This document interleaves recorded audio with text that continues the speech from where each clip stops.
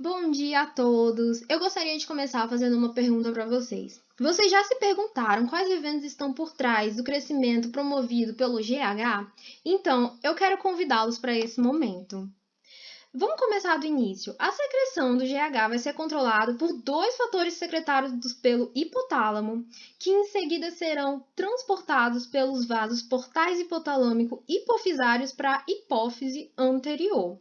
Esses fatores são o hormônio liberador do hormônio do crescimento e o hormônio inibidor do hormônio do crescimento, também conhecido como somatostatina. Tá, beleza. Uma coisa importante da gente lembrar é que a região do hipotálamo onde ocorre a secreção do hormônio liberador do hormônio do crescimento é o núcleo ventromedial. E por que é importante?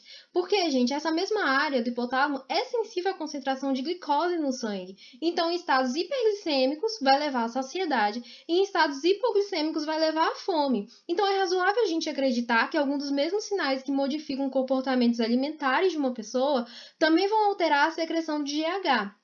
Tá, e como é que vai ocorrer essa sinalização?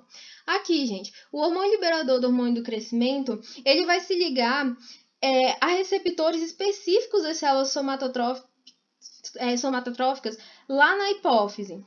E aí, o que vai ocorrer? Vai ativar esse sistema de adenililciclase e vai aumentar o nível intracelular de AMP cíclico. Coadunado a isso, gente, a gente tem que nas últimas décadas, foi descoberto um mecanismo de controle envolvendo secretagogos de GH. Secretagogo é uma substância que vai promover ou estimular a secreção de algo.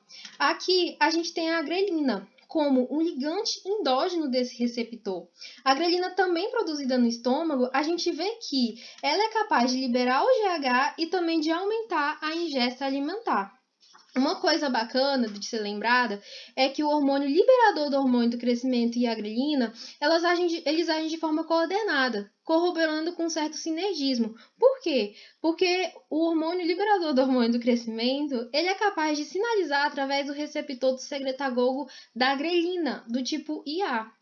Então, ele vai agir como um coagonista alostérico para esse receptor.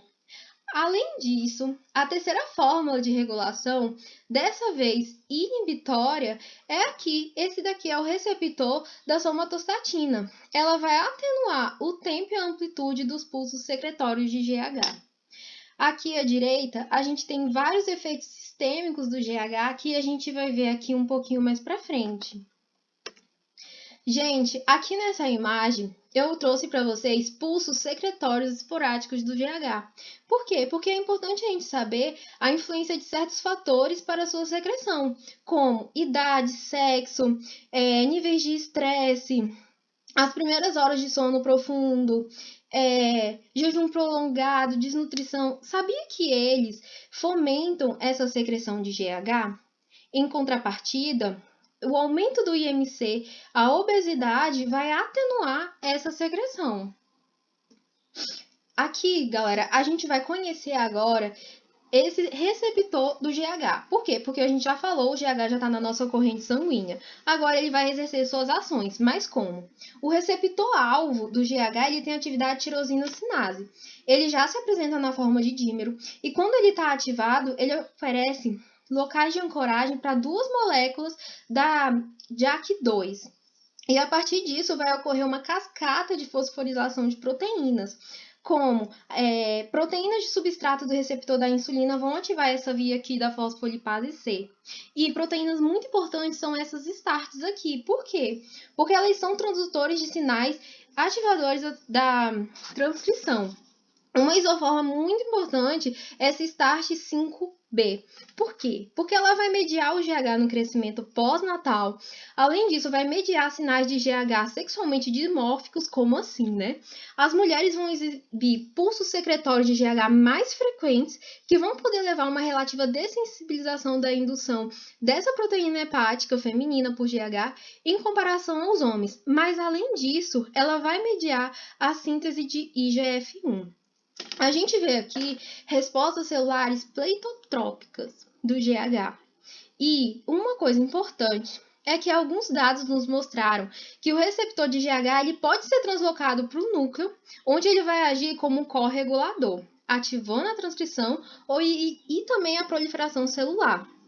Como mecanismo de feedback, a gente sabe que o IGF-1 ele pode bloquear a internalização desse receptor e também a indução de expressão de uma família de proteínas SOX, que são supressores da sinalização de citocinas. Mas beleza, gente, eu acabei de falar da IGF-1.